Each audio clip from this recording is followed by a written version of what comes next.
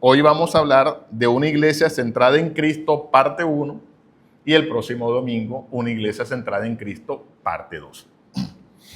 Entonces, Filipenses capítulo 1, versículo 15 al 20.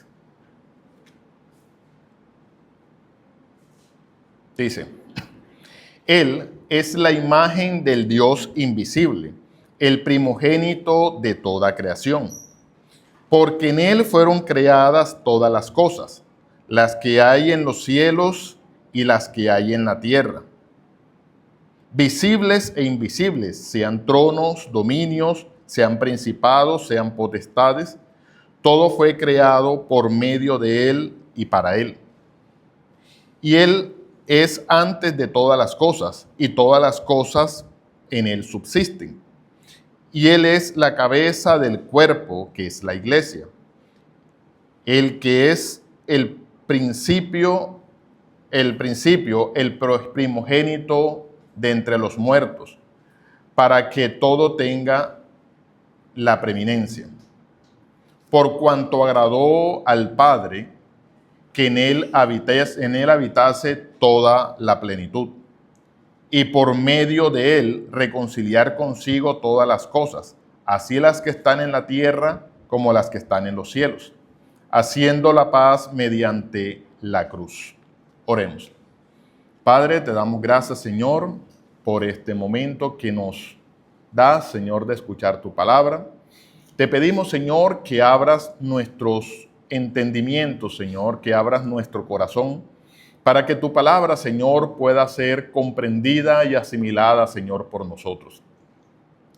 Te pedimos, Señor, que me guardes del error, que tu palabra, Señor, sea expuesta y que el nombre de tu Santo Hijo Jesucristo sea glorificado entre nosotros.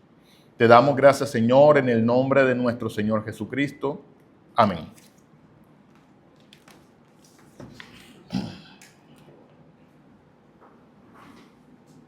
Hermanos, como os había dicho al inicio, pues es una profunda alegría podernos reunir por primera vez en un culto formal.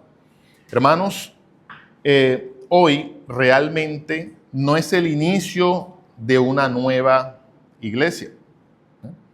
Realmente hoy es el testimonio de que Dios continúa edificando a su iglesia.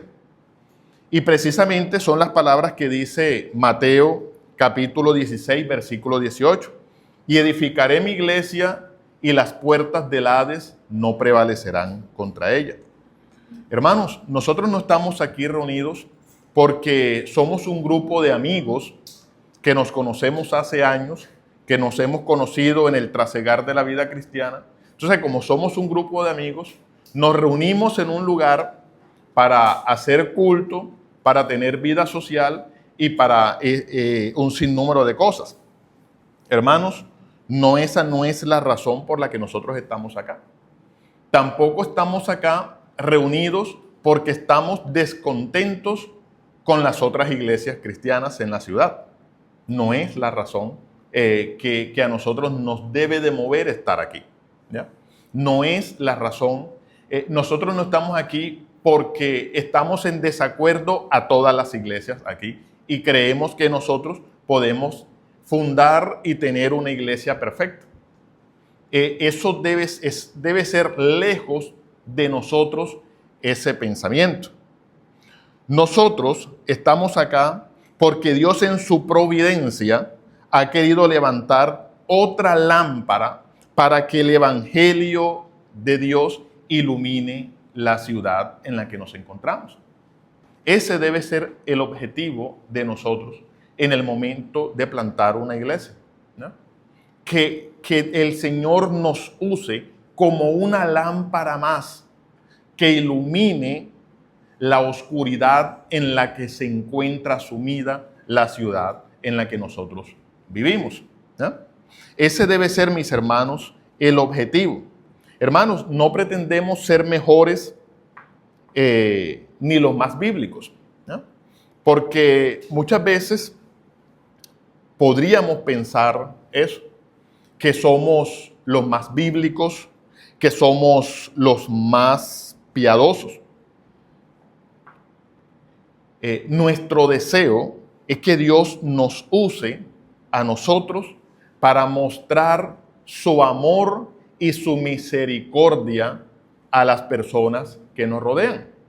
Acá nos visitarán muchas personas a lo largo de todos estos años que vamos a estar. Y nuestra idea es que el Evangelio pueda iluminar a toda aquella persona que nos visite. Que el Señor muestre su misericordia por medio de esta iglesia.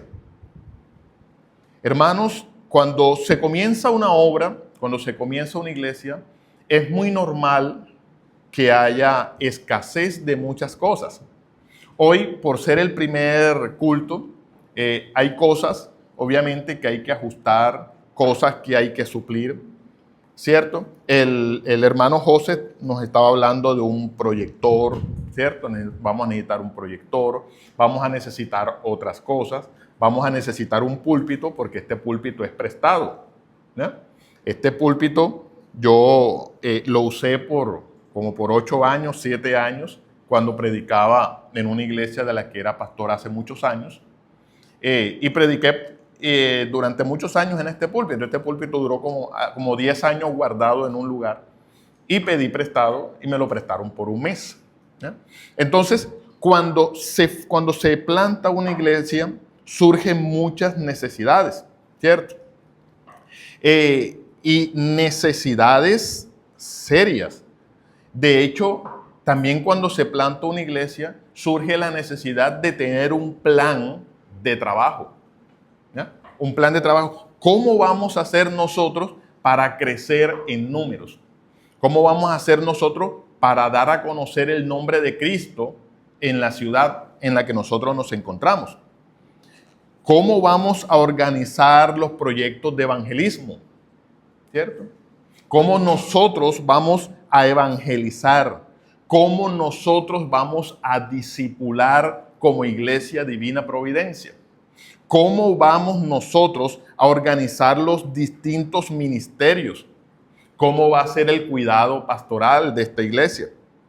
Todas estas cosas, mis hermanos, un púlpito, un proyector, cómo se va a organizar el grupo de damas, cómo se va a organizar las clases de niños, cómo se van a organizar muchas cosas, son cosas que son importantes, ¿cierto? Pero todas estas cosas que acabo de mencionar no constituyen el fundamento de esta iglesia. Y no constituyen el fundamento de ninguna iglesia que se llame ser cristiana. Hermanos, antes de preocuparnos por lo que haremos, ¿cierto? Porque es una preocupación que me asalta a mí como pastor. ¿Cómo vamos a hacer para sacar el proyecto adelante? ¿Cómo vamos a hacer para crecer, para discipular, para hacer muchas cosas? ¿Ya?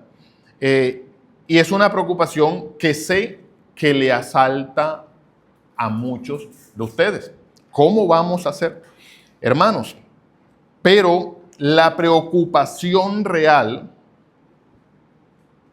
que debe de estar en nuestros corazones es quién debe de ocupar el centro de todo lo que hagamos.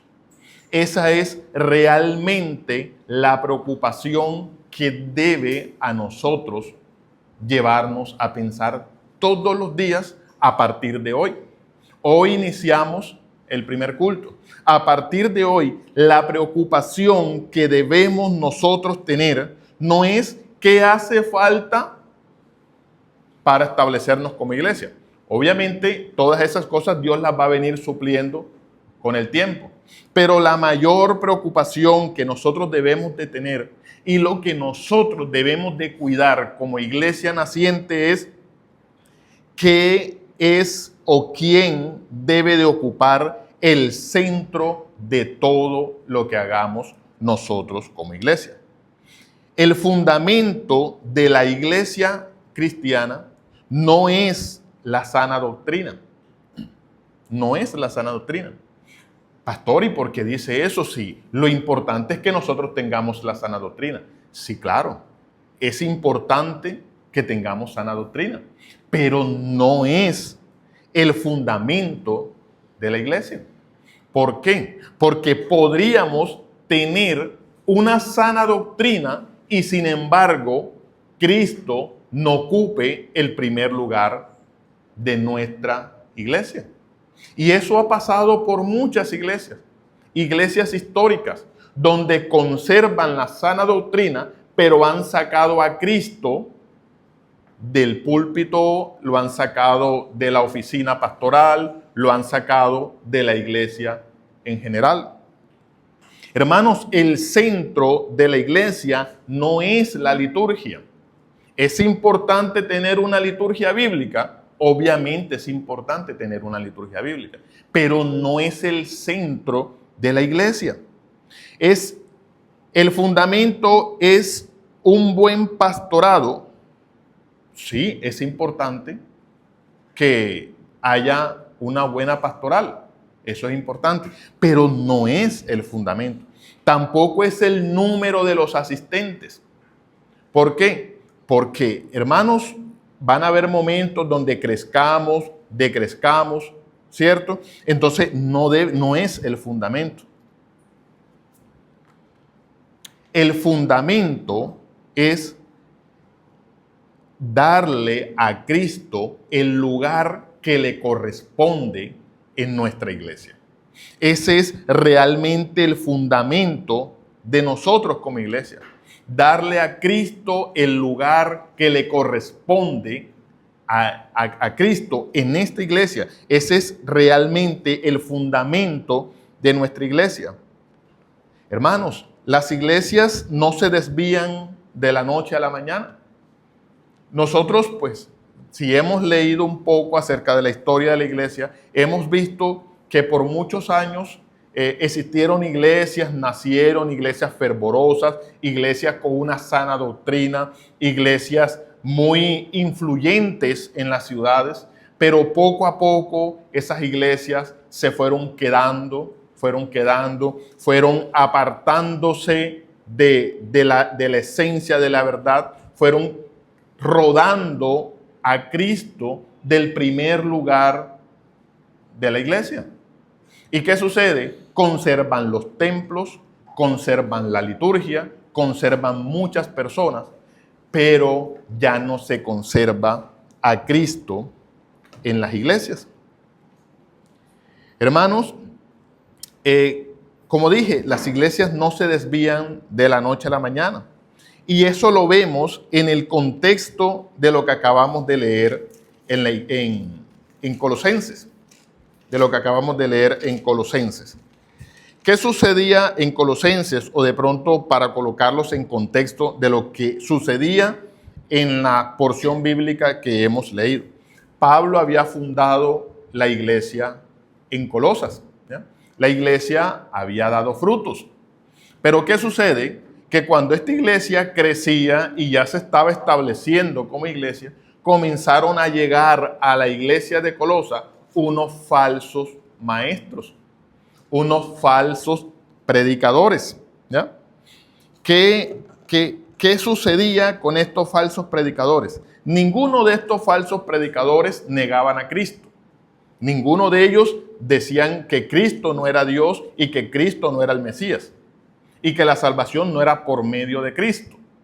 Pero estos falsos maestros y falsos predicadores lo que decían y lo que afirmaban es que ciertamente Cristo es necesario para la salvación, pero que Cristo no era suficiente para la salvación. Que aparte de Cristo eran necesarias otras cosas para salvarse. Y entonces por eso el apóstol Pablo habla de los ángeles y habla de muchas cosas. Entonces, mis hermanos, es importante Cristo para ellos, pero no era suficiente. Esto obviamente es una terrible herejía, decir que para nuestra salvación Cristo no es suficiente. Cristo es todo suficiente para este mundo, para esta iglesia, para nuestra salvación. Cristo es completamente suficiente. Ahora, hermanos, Pablo, al darse cuenta o al apercibirse de que estos falsos maestros habían entrado en la iglesia y que estos falsos maestros estaban diciendo que Cristo obviamente era necesario para la salvación, pero que no era suficiente, el apóstol Pablo no se desgasta en discusiones filosóficas, que lo podía haber hecho, porque Pablo estaba enteramente preparado para defender filosóficamente la fe cristiana. Pero Pablo no hace eso. Pablo no se desgasta en debates filosóficos. ¿Qué hace Pablo? Pablo presenta a Cristo en toda su gloria. Eso hace Pablo.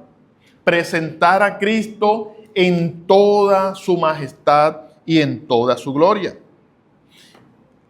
Por eso, hermanos, tomé este pasaje para este sermón de apertura, que me parece apropiado.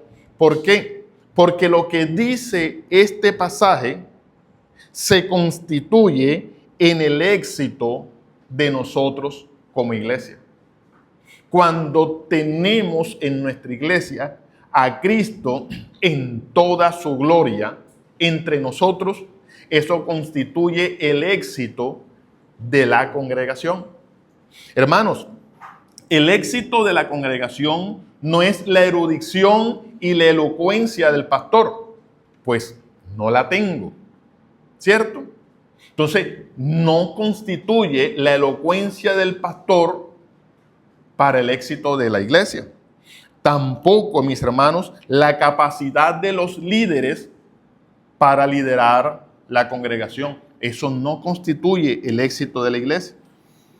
Tampoco, mis hermanos, el número de personas que nos visiten. Tampoco la solvencia económica que podamos tener para plantar esta iglesia. Nada de esto, mis hermanos, conforman o traen el éxito de la iglesia. De hecho, mis hermanos, un buen lema para esta iglesia debería ser lo que dice el versículo 18, para que en todo tenga prominencia. Para que en todo tenga prominencia. No olvidemos eso.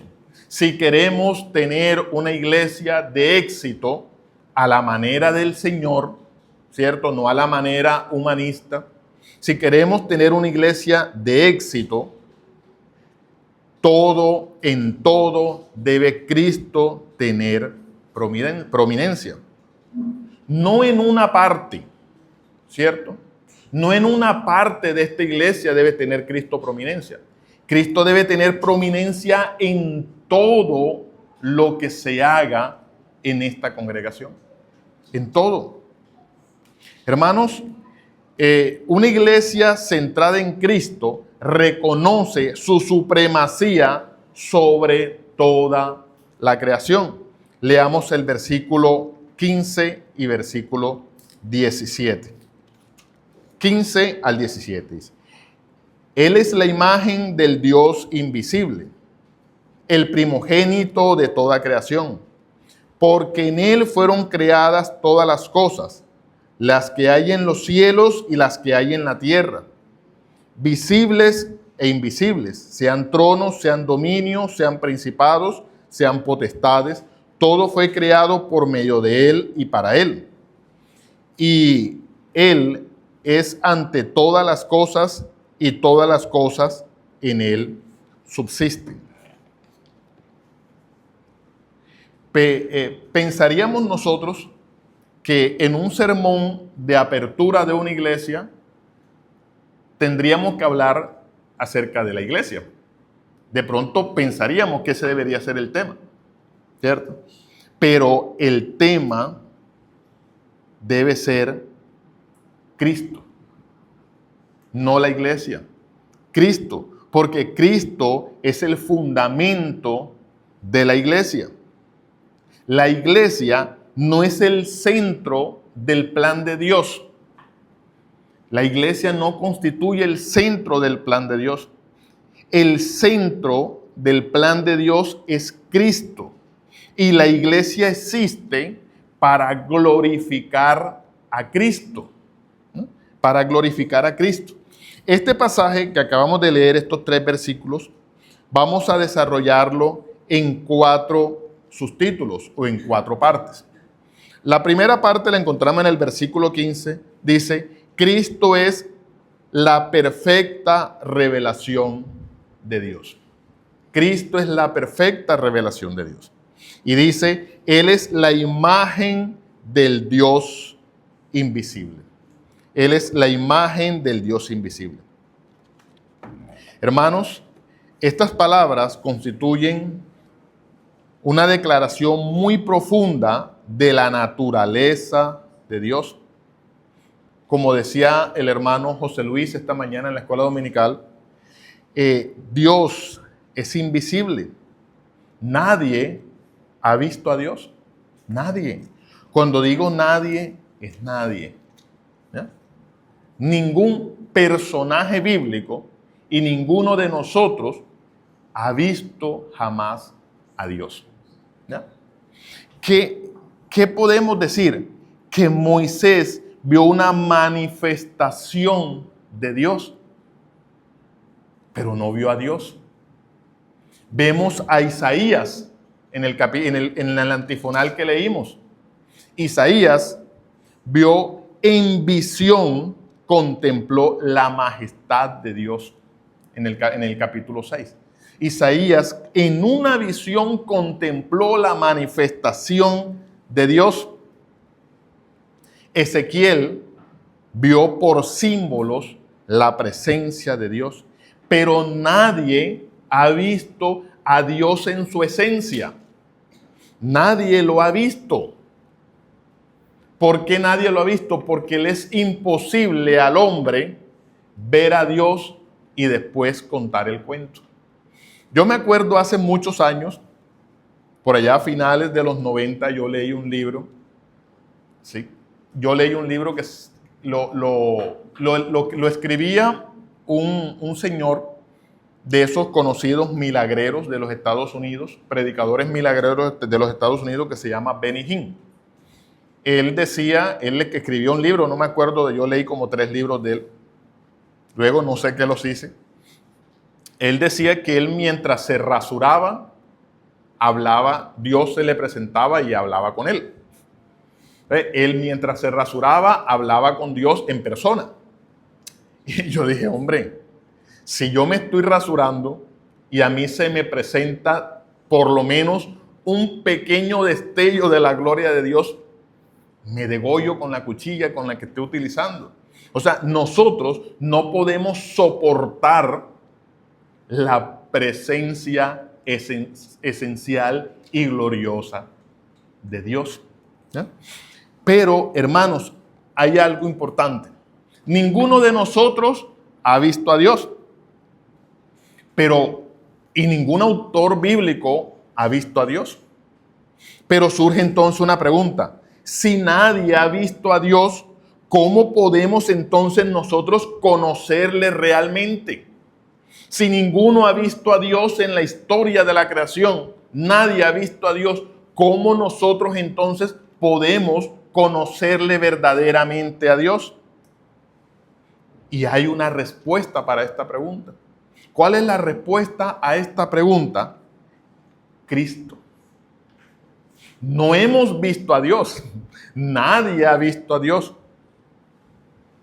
Pero Cristo es la imagen del Padre, la imagen de Dios. Cristo no solamente vino a hablarnos del Padre, Cristo vino a revelarnos al Padre, a revelarnos al Padre. Felipe dijo, Señor, muéstranos al Padre. Jesús le respondió, el que me ha visto a mí, ha visto al Padre. El que me ha visto a mí, ha visto al Padre. Esto no quiere decir, mis hermanos, que Cristo y el Padre sean una misma persona. Porque decir eso es ser modalista. Los que nosotros conocemos como los unitarios o pentecostales unidos, modalistas. Cristo y el Padre no son la misma persona, sino que Cristo revela perfectamente al Padre. ¿Por qué Cristo revela perfectamente al Padre? Porque Cristo comparte plenamente la naturaleza divina. Es decir, Cristo es Dios. El Padre es Dios. El Espíritu Santo es Dios. Y son tres personas completamente distintas. ¿Cierto? Entonces, Cristo revela a Dios. En Cristo nosotros podemos conocer a Dios, porque Cristo se reveló a la humanidad. Se reveló a la humanidad, mis hermanos. Cristo, todo lo que es Dios se manifiesta en Cristo. La compasión de Dios es la compasión de Cristo. La misericordia de Dios es la misericordia que se manifestó en Cristo. El amor de Dios es el amor que se manifestó en Cristo. El poder de Dios es el poder que se manifestó en Cristo. Cristo es divino. Cristo es Dios. Hermanos, dicho esto, de que Cristo es divino y que todo lo que es el Padre es el Hijo, hermanos, nosotros debemos ser una iglesia cristocéntrica. Cristocéntrica. Jamás debemos buscar conocer a Dios por otro medio distinto a Cristo. El único medio que nosotros debemos tener y usar para conocer a Dios es única y exclusivamente Cristo. El Cristo revelado en las Sagradas Escrituras. Como dijo Calvino, fuera de Cristo, todo cuanto los hombres se imaginan acerca de Dios, aparte de Cristo, es un ídolo de su propia mente. Cualquier idea que nosotros queramos hacernos de Dios fuera de Cristo o independientemente de Cristo es un ídolo que nos hemos inventado en nuestra cabeza. De hecho, esta es la razón por la cual los sicarios se encomiendan a Dios cuando van a matar. Es la razón por la cual muchas personas que salen a trabajar todos los días, que si se les puede llamar trabajo, ¿cierto?, a delinquir o a hacer cosas inmorales, le piden a Dios que le vaya bien, ¿cierto? ¿Por qué? Porque tienen a un Dios o le oran a Dios o creen en un Dios que es independiente de Cristo. ¿Ya? Un Dios independiente de Cristo es un Dios conforme a nuestras necesidades y conforme a ¿qué? A nuestros gustos. Nosotros somos buenos para crearnos dioses y adorarlos. Creamos el Dios que no se mete en nuestra vida personal. Y es el Dios que está en la iglesia, que el pastor siempre está sermoneando con el tema de ese Dios, Pero ese Dios no se mete en mi vida personal. Yo en mi vida personal, en mi diario de la semana, yo hago lo que a mí me da la gana. Porque ese Dios no se mete en mi vida personal. Ese Dios que yo me he creado, por decirlo así, no se mete en mis finanzas. Yo hago con mi plata lo que a mí me da mi gana. Yo hago con mis hijos, con mi esposa, con mi esposo, con mi hogar, lo que a mí me da la gana. Porque es un Dios que nos hemos creado nosotros conforme a nuestros gustos y conforme a nuestras necesidades. Pero ese Dios no es el Dios real. ¿Por qué no es el Dios real? porque no es el Dios a quien Cristo reveló y al que las sagradas escrituras muestran. Muchas personas dicen creer en Dios, se encomiendan a Dios, pero ni siquiera leen la Biblia. Ni siquiera por lo menos se dignan a conocer a Dios por medio de su palabra.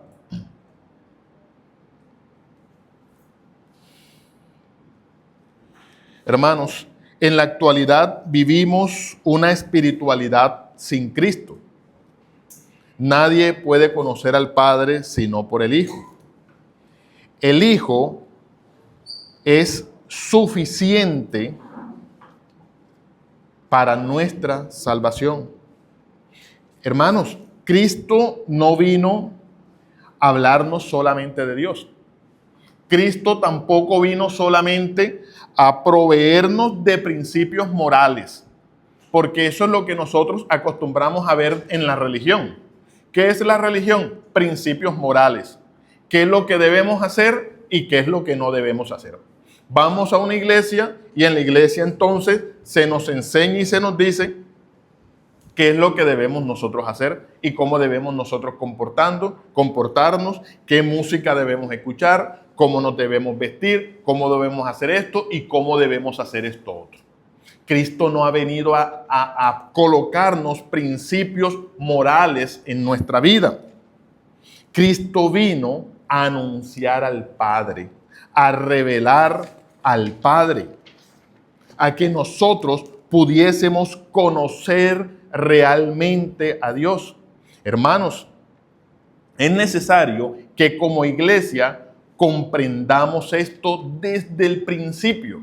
Es decir, desde el primer culto nosotros comprendamos que cada sermón que se predique en esta iglesia, que cada escuela dominical, cada profesor que se pare aquí y enseñe la escuela dominical, que cada estudio bíblico semanal, que cada clase de niño, que cada visita pastoral, que cada ministerio que se forme en esta congregación debe tener un propósito claro.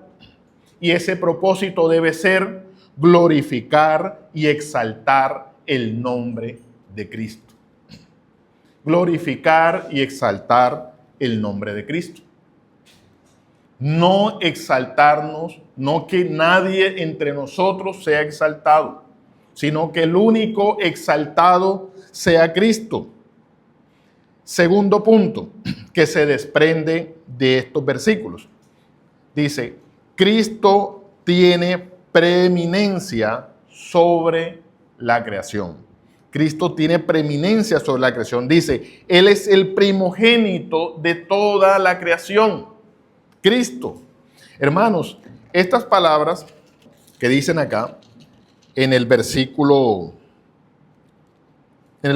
15, Él es el primogénito de toda creación. Estas palabras han sido muy mal interpretadas por parte de algunas sectas que dicen que Cristo es la primera creación de Dios.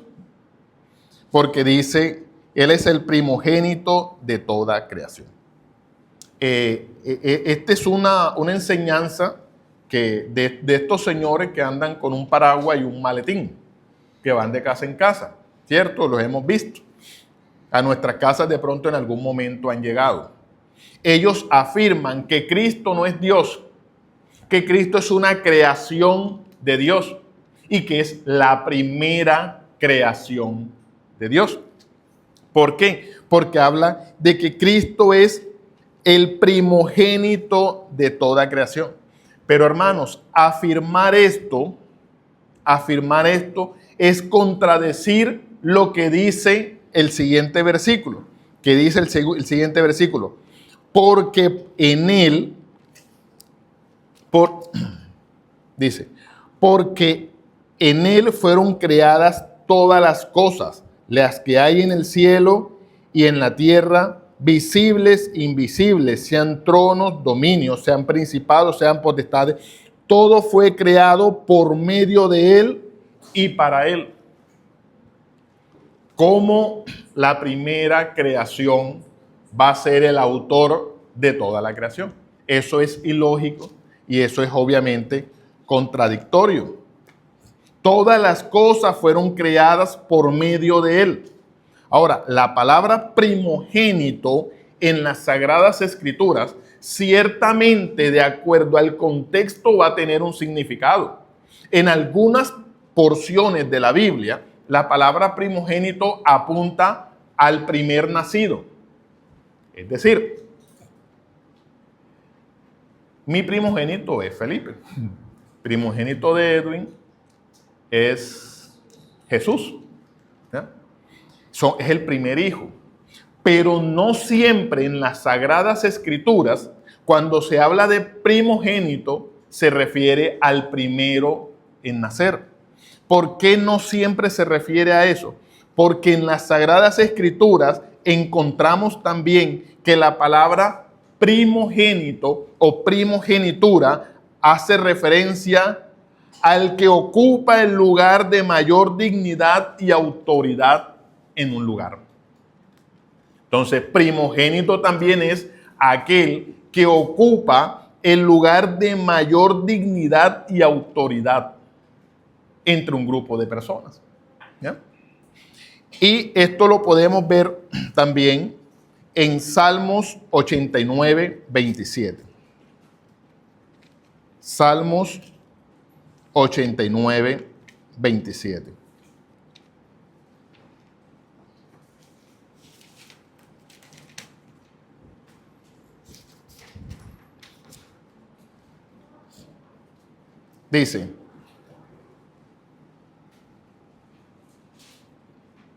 Dice, yo también le pondré por primogénito el excelso de los reyes de la tierra. Son unas palabras a David. Dice que le pondrá por primogénito el más excelso de los reyes de la tierra. Si nosotros hemos leído un poco las Escrituras, sabemos que David no era el primogénito de Isaí. David era el último hijo de Isaí.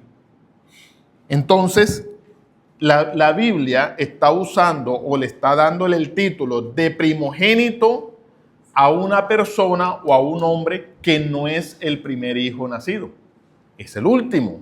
Entonces, mis hermanos, esto tiene que ver con la dignidad que se ocupa, el lugar que ocupa una persona. ¿Ya?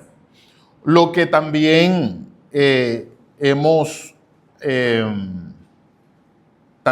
dicho en muchas ocasiones y colocado como ejemplo la primera dama del país, ¿cierto?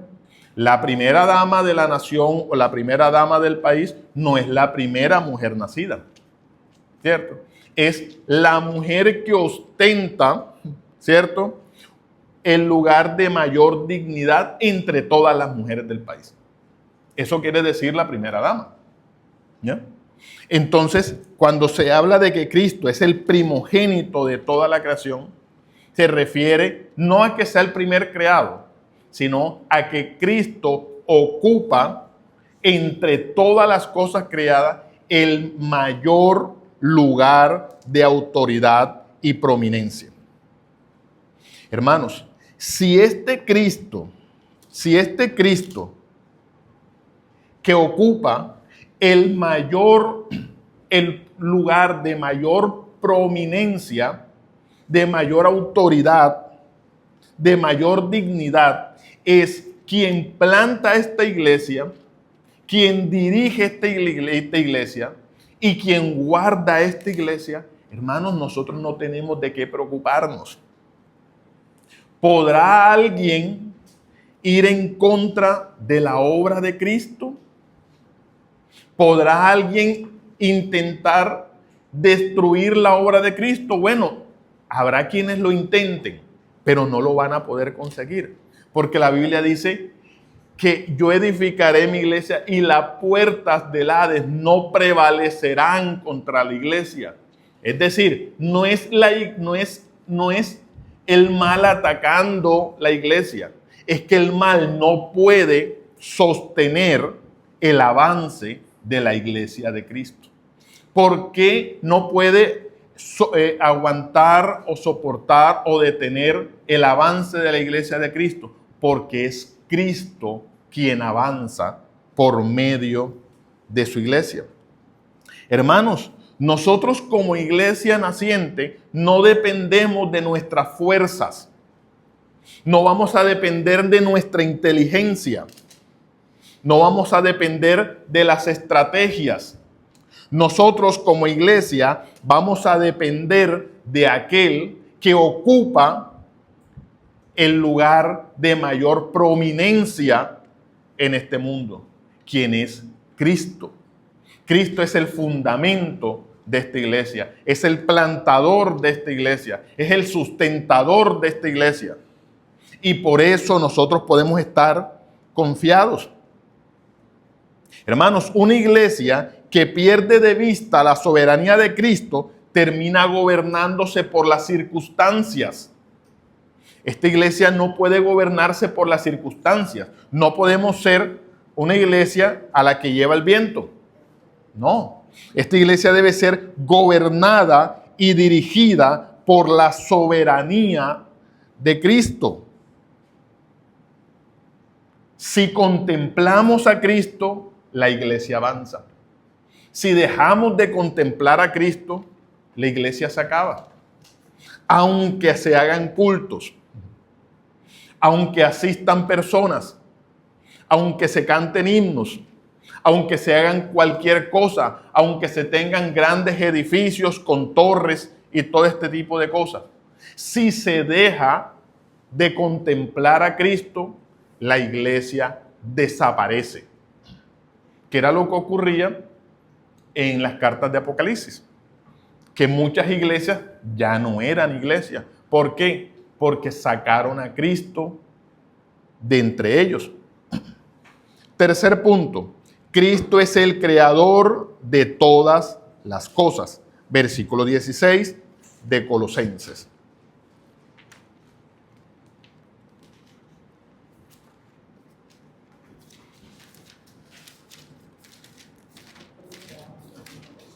Versículo 16.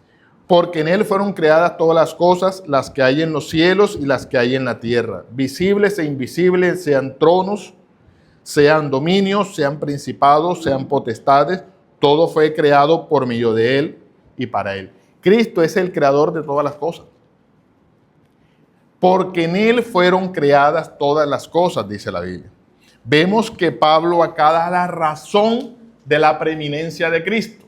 Cristo, ¿por qué ocupa el lugar de mayor prominencia? Porque dice la Biblia que Cristo es el primogénito de toda la creación. Aquí Pablo está dando la respuesta.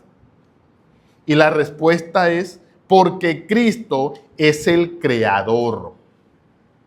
Cristo es el creador de todo lo que existe.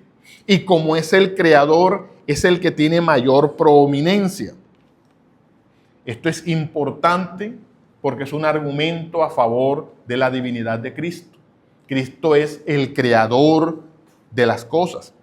Todas las cosas, dice, todas las cosas. Nada queda fuera del universo, nada existe en este universo que no haya sido creado por Cristo. Nada, absolutamente nada ha sido traído a la existencia que no haya sido creado por Cristo. Todo fue creado por medio de Él y para Él, dice el pasaje bíblico. Fue creado por Él, por medio de Él y para Él. Cristo no solo creó el universo, sino que el universo existe con un propósito. Y el propósito es cristocéntrico. Cristocéntrico. Esto es muy importante, mis hermanos, porque esto cambia la perspectiva de nuestra vida cristiana. ¿En qué sentido? Cristo no existe para cumplir nuestros deseos y nuestros planes. Muchas veces creemos o tenemos a un Cristo o vemos al Cristo de esa manera. como si Cristo existiera para que Él cumpla nuestros deseos y nuestros planes. Y no es así. Todo lo contrario, nosotros somos los que existimos para cumplir el plan y el propósito de Él. No Cristo es el que existe para que nos cumpla nuestros deseos. Nosotros existimos para cumplir el plan de Cristo, que es muy importante. Hermanos, la iglesia no gira alrededor de nosotros. La iglesia gira alrededor de Cristo. Él no es el medio para cumplir nuestros sueños. Cristo no es el medio para cumplir nuestros sueños. Nosotros somos los que estamos al servicio de Él, no Él a nuestro servicio. Hermanos, esta iglesia no existe para hacer su nombre en la ciudad.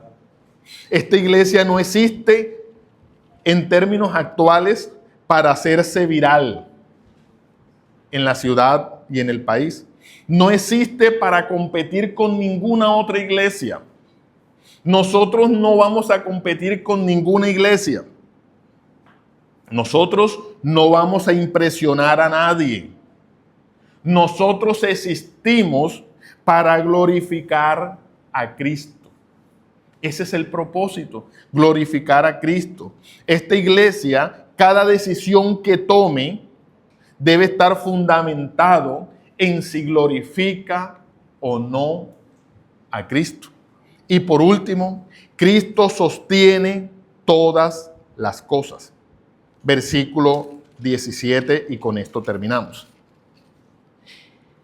Y Él es ante todas las cosas, y todas las cosas en Él subsisten. Y todas las cosas en Él subsisten. Cristo no solamente crea el universo, sino que lo sostiene. Cristo no es el relojero. El relojero crea el reloj, le coloca el sistema, le da cuerda, le coloca una batería y el reloj funciona. Ningún reloj necesita el relojero después que el relojero lo puso a funcionar. Funciona solo. No es así con Cristo. Cristo no es el relojero que creó el mundo y lo dejó abandonado a las leyes naturales, como dicen. No. Cristo en su divina providencia sostiene, dirige, gobierna y cuida todas las cosas que Él creó. Hermanos, cada segundo de nuestra existencia, cada respiración que nosotros tenemos, cada latido de nuestro corazón está dirigido, gobernado y preservado por Cristo. Si Cristo retirara por un instante su mano de nosotros, este mundo se destruiría completamente, dejaría de existir. Cristo es quien gobierna todo. Es el mismo que gobierna y sustenta esta iglesia. Hermanos, si Cristo es quien dirige y gobierna la iglesia, nosotros podemos descansar, ¿cierto? Pero por un lado descansamos, pero por otro lado podemos trabajar con mucho esfuerzo, porque Cristo es quien sostiene la iglesia. Hermanos, habrá momentos donde atravesemos dificultades, habrá momentos donde atravesemos pruebas, persecuciones, problemas. Habrá momentos donde alguno de nosotros se mude de ciudad, de iglesia, alguno de nosotros parta a la presencia del Señor, ¿cierto? Habrán cambio de pastor, habrá renovación de membresías. Todas estas cosas pueden pasar durante todos estos años que nos vienen como iglesia. Lo único que no debe faltar es la preeminencia de Cristo entre nosotros. El contemplar a Cristo entre nosotros, en que Cristo sea el fundamento de esta iglesia. Oremos. Padre, te damos gracias, Señor, por tu palabra. Gracias, Señor, porque tú nos das la vida. Gracias, Señor, porque tú plantas esta iglesia. Gracias, Señor, porque no somos nosotros, no son nuestras fuerzas, no es nuestra inteligencia, no es nuestra economía, Señor. No necesitamos sino solamente a ti, Señor, como proveedor, como sustentador, como el centro, Señor, de esta congregación. Te damos gracias, Señor, por ser nuestro Dios, por hacernos embajadores tuyos, Señor. Permite, Señor, que nuestra vida pueda reflejar tu voluntad, Señor, que tú estás entre nosotros. Te damos gracias, Señor, en el nombre de nuestro Señor Jesucristo. Amén.